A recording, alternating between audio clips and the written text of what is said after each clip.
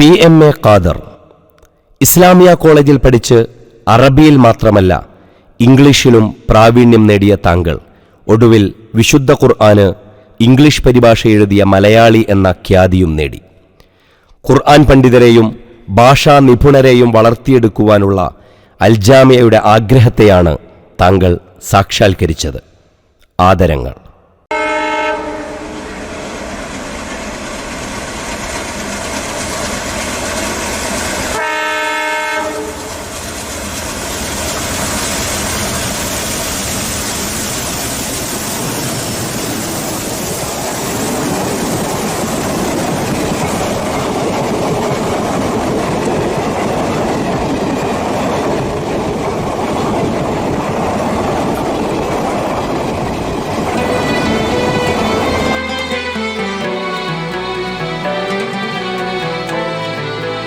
താങ്കളുടെ ഒരു സവിശേഷത എന്ന് പറയുന്നത് ഇംഗ്ലീഷിലാണ് ഞങ്ങൾ പരിഭാഷയും വ്യാഖ്യാനവും തയ്യാറാക്കിയത്. അപ്പം ഒരേ സമയം ഇംഗ്ലീഷ് നല്ല വെൽപ്പത്തി ഉണ്ടാവണം, ഖുർആനിക വിജ്ഞാനത്തിലും നല്ല അവഗാഹം ഉണ്ടാവണം. ഇത് രണ്ടും ഉണ്ടാക്കുന്നതിൽ താങ്കളുടെ ശാന്തപുരം പഠനം എത്രത്തോളം താങ്കളെ സ്വാധീനിച്ചിട്ടുണ്ട്? നല്ല ചോദ്യം. ബിസ്മില്ലാഹിർ റഹ്മാനിർ റഹീം.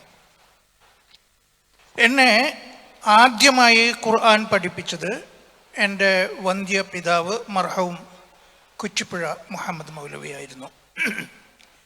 എനിക്ക് 11 വയസ്സായപ്പോൾ അദ്ദേഹം എന്നെ ശാന്തപുരത്ത് കൊണ്ടുവന്നാക്കി. പിന്നെ നീണ്ട 11 വർഷത്തെ പഠനമായിരുന്നു ഈ ക്യാമ്പസിൻ്റെ ഉള്ളിൽ. ഇത്രയും സുദീർഘമായ ഒരു കോഴ്സ് വേറെ ഏതെങ്കിലും ഒരു സ്ഥാപനത്തിനുണ്ടാകുമോ എന്നെനിക്കറിയില്ല. അങ്ങനെ 1965 1-ാം ക്ലാസ്സിൽ ചേർന്ന് പഠിച്ചു. 1977 11 വർഷത്തെ വിദ്യാഭ്യാസം പൂർത്തിയാക്കി ഞാൻ പുറത്തിറങ്ങി. ഈ കാലയളവിൽ ഞാൻ താങ്കളുടെ ചോദ്യത്തിന് ഉത്തരം പറയുകയാണ്. ഈ കാലയളവിൽ വിശുദ്ധ ഖുർആൻ പഠിച്ചു.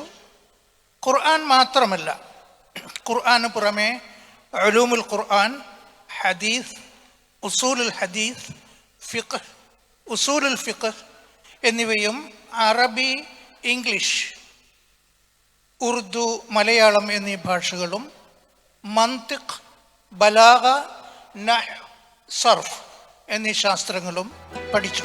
അല്ലാഹുവിന് സ്തുതി.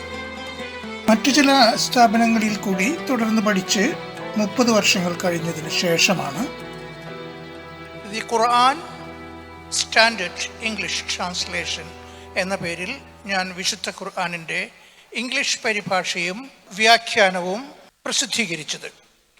ഖുർആനിൽ പ്രതിബിംബിക്കുന്ന അള്ളാഹുവിൻ്റെ അപാരമായ കാരുണ്യത്തിൽ കേന്ദ്രീകരിച്ചാണ് എൻ്റെ വ്യാഖ്യാനം. ഇങ്ങനെയൊരു വ്യാഖ്യാനം വേറെ ഒരു ഭാഷയിലുമില്ല എന്ന് ഈജിപ്തിലെ അൽ അസ്ഹർ ഷെരീഫ് ആസ്ഥാനമായുള്ള മജ്മഉൽ ബുഹൂത്തുൽ ഇസ്ലാമിയയുടെ സുപ്രീം കൗൺസിൽ അംഗമായ ഷെയ്ഖ് അലി അൽ ഹാഷിമി പറഞ്ഞിട്ടുണ്ട്. അദ്ദേഹമാണ് എൻ്റെ വിശുദ്ധ ഖുർആൻ്റെ പരിഭാഷയ്ക്ക് അവതാരിക എഴുതിയത്. യഥാർത്ഥത്തിൽ എൻ്റെ സൃഷ്ടി എൻ്റേതല്ല. ഈ പരിഭാഷയും ഈ വ്യാഖ്യാനവും എഴുതുന്നതിൽ ഞാൻ അൽ ജാമിഅ അൽ ഇസ്ലാമിയയോട് കടപ്പെട്ടിരിക്കുന്നു. ഇവിടെ നിന്ന് ഞാൻ എന്താണോ പഠിച്ചത് അതാണ് എന്നെ ഈ ഒരു ഖുർആൻ പരിഭാഷയ്ക്കും വ്യാഖ്യാനത്തിനും എന്നെ തുണച്ചത്. അതുകൊണ്ട് ഇതിലെ എല്ലാ അധ്യാപകർക്കും ഞാൻ ഇതിൻ്റെ ആമുഖത്തിൽ സമർപ്പണത്തിൽ ഞാൻ നന്ദി പറയുന്നുണ്ട്. 1649 അലക്സാണ്ടർ റോസ് ഖുർആനിൻ്റെ ഫ്രഞ്ച് വിവർത്തനത്തിൽ നിന്ന് ഇംഗ്ലീഷിലേക്ക് മൊഴിമാറ്റം നടത്തി. 1734 ജോർജ് സെയിൽ അറബി ഭാഷയിൽ നിന്ന് നേരിട്ട് ഇംഗ്ലീഷിലേക്ക് പരിഭാഷപ്പെടുത്തി. പക്ഷേ ഈ 2 പരിഭാഷകളും 17-ാം നൂറ്റാണ്ടിലും 18-ാം നൂറ്റാണ്ടിലും നടന്ന ഈ 2 പരിഭാഷകളും ഖുർആനിനെ മനഃപൂർവ്വം വളച്ചൊടിക്കാൻ വേണ്ടി പാതിരിമാർ നടത്തിയ വ്യാഖ്യാനങ്ങളും പരിഭാഷകളുമായിരുന്നു.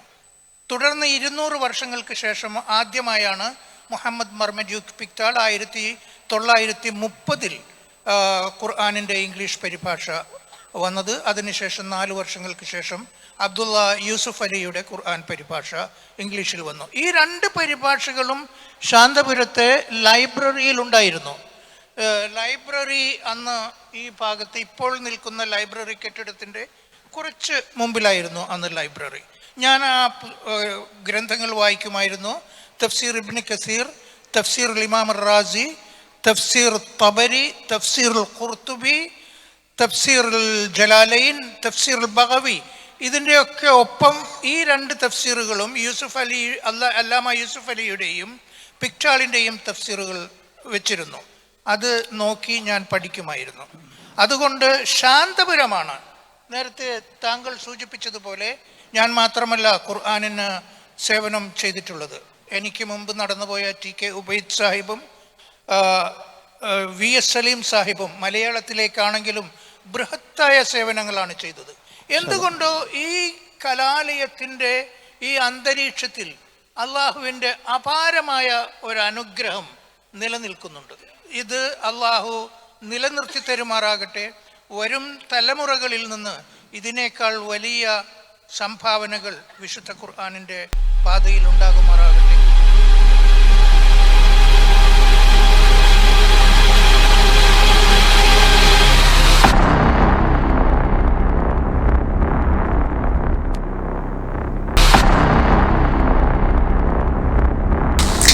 I am Afnan Siraj, a student at Al Jamia Al Islamia. I often visit the Central Library at Al Jamia Al Islamia, and the one book that my hands always tend to reach is this book, the Quran with English translation and commentary, a wonderful book written by Muhammad Abdul Qadir. This book is written in a very beautiful way and has always helped me study and understand the holy book of Allah.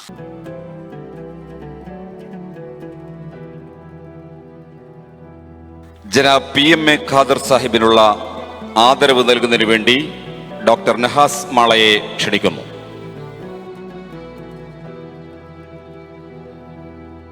ഖുർആൻ പണ്ഡിതരെയും ഭാഷാ നിപുണരെയും വളർത്തിയെടുക്കുവാനുള്ള അൽജാമിയയുടെ ആഗ്രഹത്തെയാണ് താങ്കൾ സാക്ഷാത്കരിച്ചത്. ആദരങ്ങൾ.